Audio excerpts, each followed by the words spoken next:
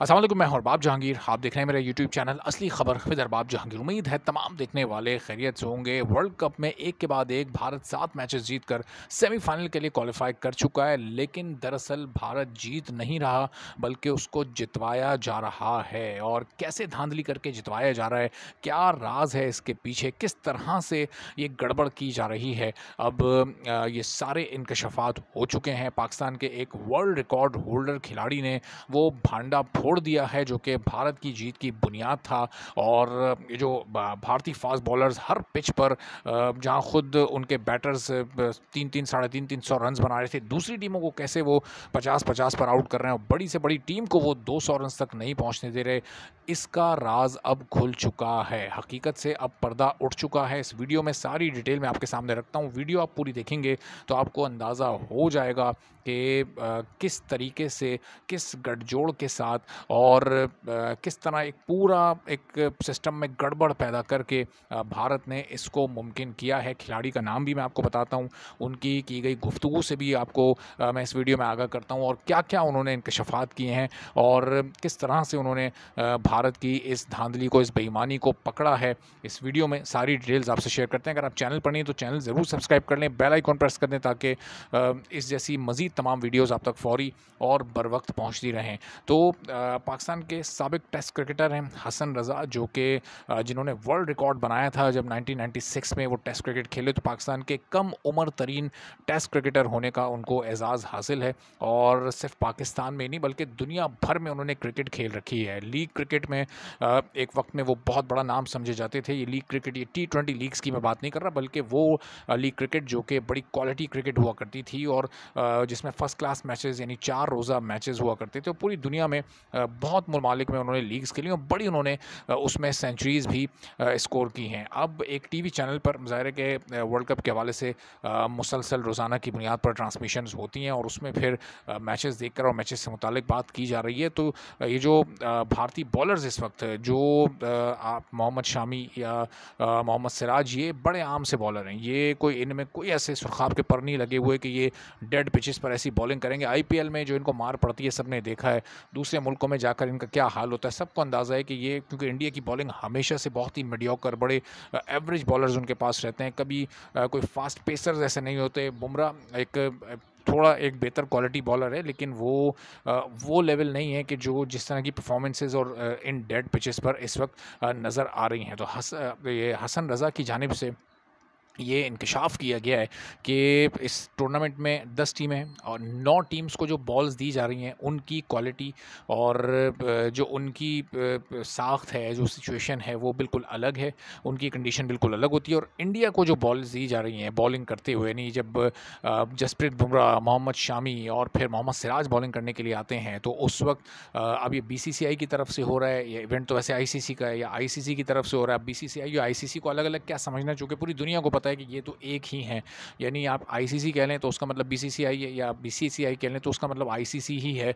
तो ये इन दोनों की तरफ से इंडियन टीम को जो बॉल्स दी जा रही हैं, अब आपको पता है कि एक वनडे मैच में दोनों एंड से अलग अलग बॉल इस्तेमाल होती है। 2 बॉल्स होती हैं, पहले एक बॉल इस्तेमाल हुआ करती थी, लेकिन अब 2 अलग अलग बॉल इस्तेमाल होती हैं। तो दोनों स्पेशल बॉल्स दी जा रही हैं, उन पर एक्स्ट्रा कोटिंग भी है और उन पर कुछ डिफरेंट मटेरियल भी इस्तेमाल हुआ है। उनकी थोड़ी सी हार्डनेस और शार्पनेस भी ज़्यादा है और उसकी वजह से वो सीम, स्विंग और उनकी जो बाउंस है वो कुछ ज़्यादा ही है। और ये इसका क्या सबसे बड़ा और बिल्कुल सामने नज़र आने वाला सबूत है, और जो क्रिकेट लोग खेलते समझते हैं तो वो बड़ी आसानी के साथ समझ सकते हैं कि फास्ट बॉलर पर जो एक मखसूस पीछे फासले से खड़ा होता है wicket keeper, KL Rahul Indian wicket keeper हैं।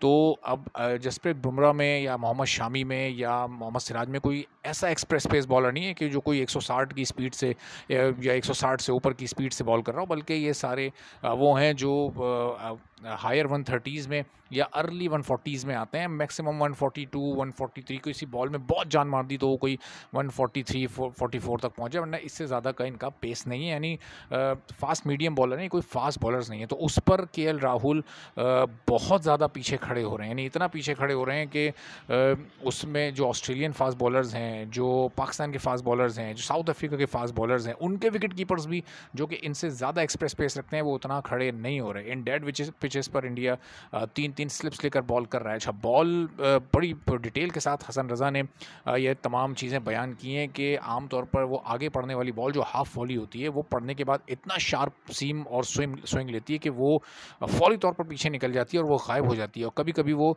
सामने से पड़ के ऐसे घूम के विकेट में आ जाती है जो उस पिच पर वो एक्सपेक्टेशन होती ही नहीं है। तो जहाँ उन्होंने ये सारी चीज़ें बताई हैं, वहीं अब उन्होंने जो अब चूँकि सिर्फ 2 ही मैच बाकी हैं, इंडिया के 7 मैचेस वो जीत चुके हैं, तो सेमीफाइनल के लिए क्वालीफाई कर चुके हैं। तो अब आने वाले 2 मैचेस के लिए उन्होंने ये खबरदार भी किया है साउथ अफ्रीका की टीम को, चूँकि अगला मैच इंडिया का साउथ अफ्रीका से है कल। और फिर उसके बाद अच्छा, बहुत सारे लोग ये वीडियो हो सकता है उन तक वो ताख़ीर से देखें, तो इंडिया का अगला मैच जो साउथ अफ्रीका से वो इतवार के रोज़ है। तो अच्छा, उसके बाद फिर इंडिया का अगला मैच आखिरी मैच है लीग मैच, वो है नीदरलैंड से। तो दोनों के कप्तानों को हसन रज़ा ने ये कहा है कि, और फिर ख़ास तौर पर पाकिस्तान के कप्तान को भी कहा है, चूँकि अभी इफ्स एंड बट्स चल रहे हैं, वैसे बहुत ना होने के बराबर हैं पाकिस्तान के आगे जाने के चांसेस, लेकिन इन केस अगर पाकिस्तान आ जाता है तो पाकिस्तानी कप्तान को भी उन्होंने एडवाइस दी है कि जब इंडियन बॉलर्स बॉल कर रहे हों तो उस वक्त बॉल को ज़रूर चेक किया जाए, और जो दूसरी इनिंग में जो बॉल इस्तेमाल हुई है उससे उसका मवाजना करके ज़रूर देखा जाए कि उसमें जो तब्दीली है, उसमें एक्स्ट्रा कोटिंग है, उसका वेट एक्स्ट्रा है, उसमें कुछ मुख्तलिफ ऐसा है जो कि दूसरे जो कप्तानों को या दूसरी टीम्स को जो बॉल दी जा रही है उसमें नहीं है। तो अब अगर ऐसा वाकई है और आगे ये चीज़ साबित भी हो जाती है, लेकिन ज़ाहिर है कि इस तरह के काम जब किए जाते हैं तो इनको साबित करना बड़ा मुश्किल हो जाता है, और इस बयान के बाद तो फिर अब और भी ज़्यादा एहतियात की जाएगी। और वैसे भी जो काम असल में लेना था, करना था, वो तो हो चुका है। वो 7 मैचेस जीत कर थ्रू आउट, और अब तो अगले ज़ाहिर सेमीफाइनल के लिए वो अब जगह पक्की हो चुकी है। तो हो सकता है कि अगले 2 मैचेस में, यानी साउथ अफ्रीका और नीदरलैंड वाले मैच में ये टेक्निक ना इस्तेमाल की जाए, लेकिन अभी तक ये कई बार, और ख़ास तौर पर श्रीलंका के ख़िलाफ़, ख़ास तौर पर ऑस्ट्रेलिया के ख़िलाफ़ ये टेक्निक इस्तेमाल हुई है। ज़ाहिर है कि जिस प्लेयर ने दुनिया भर में क्रिकेट खेली हो, जिसको इतना एक्सपीरियंस हो, तो वो जब कोई बात कहता है तो वो सोच समझ कर और सारी चीज़ों का जायज़ा लेकर ही कहता है। और फिर इस वक्त जो एक बॉलिंग में जो एक काट नज़र आ रही है इंडियन फास्ट बॉलर्स की, जो एक स्विंग नज़र आ रहा है, जिस तरह से वो अपना, वरना आम तौर पर हम ये देखते नहीं हैं कि इंडियन पिचेस पर वो स्विंग आपको इस वक्त, या जो वो जान है बॉलिंग में, वो आपको इस वक्त मिचेल स्टार्क की बॉल में, या शाहीन शाह अफरीदी की बॉल में, ट्रेंट बोल्ट की बॉल में, जो कि वनडे के टॉप बॉलर्स हैं, उनकी बॉल्स में आपको नज़र नहीं आ रही है। आपको रबादा की बॉल में वो बात नज़र नहीं आ रही जो कि सिराज शामी या बुमराह जिस तरह से बॉल कर रहे हैं। तो अब हसन रज़ा के जो ये इंकशाफात हैं, इस पर आगे बहुत सारी बात होगी, और यकीनी तौर पर इस पर कोई ऐसी इन्वेस्टिगेशन, कोई ऐसी इंक्वायरी और कोई चेक एंड बैलेंस ऐसा होना चाहिए कि ये जो कुछ अब तक वर्ल्ड कप में हो चुका है ये खुलकर सामने आए, किस तरह से ये धांधली करके, ये बेईमानी करके, और ये एक टेक्निकल गेम करके ये बाकी सारी टीमों को हराया गया है। तो अब देखते हैं आने वाले दिनों में क्या इसके नताइज निकल कर सामने आते हैं, और आपको इस बारे में मज़ीद भी अपडेट करते रहेंगे। आप चैनल पर नहीं तो चैनल सब्सक्राइब कर लें, बेल आइकन प्रेस कर दें। इजाज़त दीजिए, अल्लाह हाफ़िज़।